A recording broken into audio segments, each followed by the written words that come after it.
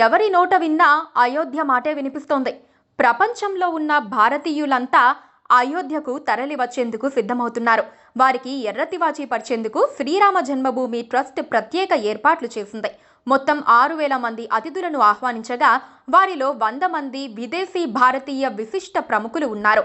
తప్పక వస్తామని కూడా వాళ్ళు సందేశం పంపారు.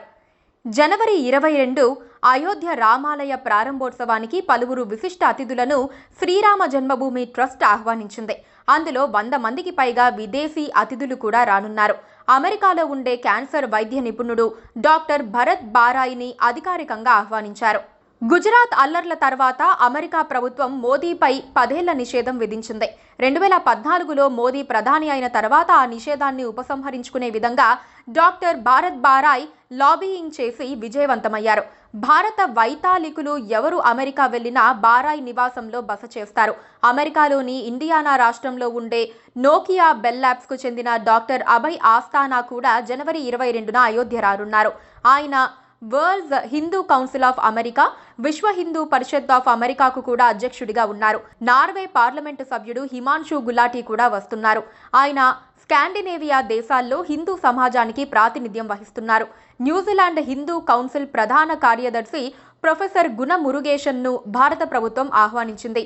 న్యూజిలాండ్ హిందూ సమాజం తరపున ఆయన హాజరవుతున్నారు. ఫిజీ దేశంలో అతిపెద్ద స్టీల్ కంపెనీ నిర్వహించే భారతీయుడు జై దయాల్ కూడా ఈ కార్యక్రమానికి హాజరవుతున్నారు.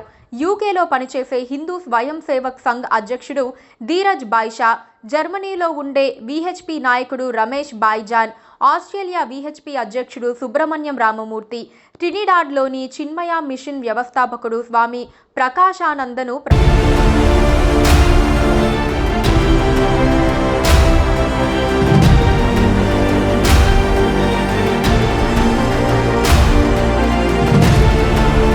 విదేశీ అతిథులు వస్తున్నప్పటికీ దేశంలో ప్రధాన ప్రతిపక్షం కాంగ్రెస్ పార్టీ మాత్రం ప్రాణప్రతిష్ఠ కార్యక్రమాన్ని బాయ్కాట్ చేసింది. ఆ పార్టీకి ఉండాల్సిన కారణాలు ఆ పార్టీకి ఉన్నాయనుకోండి.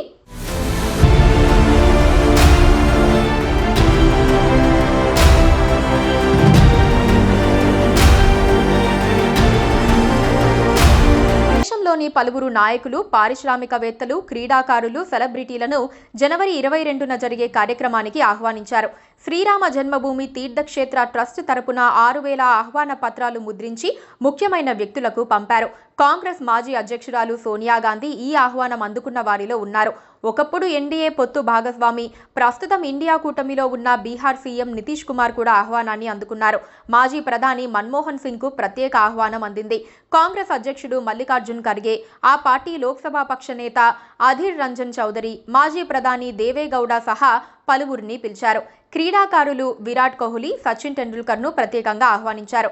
ఇక సెలబ్రిటీలు అమితాబ్ బచ్చన్, అక్షయ్ కుమార్, రజనీకాంత్, చిరంజీవి, సంజయ్ లీలా బన్సాలి, ప్రభాస్, యష్, సన్నీ డియోల్, ధనుష్, జాకీ షరాఫ్ సహా పలువురిని పిలిచారు.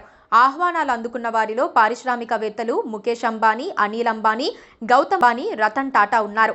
ఇక కాంగ్రెస్ పార్టీ మాత్రం ఆ కార్యక్రమానికి వెళ్లటం లేదు. రామమందిర ప్రారంభోత్సవానికి తాము రాలేమని Congress parliamentary party chairperson Sonia Gandhi, ఆ పార్టీ అధ్యక్షుడు మల్లికార్జున ఖర్గే, లోక్సభలో ఆ పార్టీ నేత అధీర్ రంజన్ స్పష్టం చేశారు. రామమందిర ప్రారంభానికి రావాల్సిందిగా సోనియా, ఖర్గే, అధీర్ రంజన్లకు గత నెలలో ఆహ్వానాలు అందాయని, అయితే ఈ ఆహ్వానాలను వారు గౌరవపూర్వకంగా తిరస్కరించారని కాంగ్రెస్ ప్రధాన కార్యదర్శి జైరాం రమేష్ తెలిపారు. శ్రీరాముణ్ణి దేశంలో లక్షలాది మంది పూజిస్తారని, మతం అనేది వ్యక్తిగత వ్యవహారమని ఆయన పేర్కొన్నారు.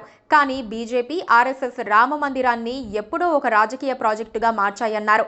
మందిర నిర్మాణం అసంపూర్తిగా ఉండగానే బీజేపీ, ఆర్ఎస్ఎస్ ఎన్నికల్లో ప్రయోజనాల కోసం దాన్ని ప్రారంభిస్తున్నాయని ఆరోపించారు. దేవుడి కార్యక్రమానికి ఎవరికి ఆహ్వానాలు అవసరం లేదు.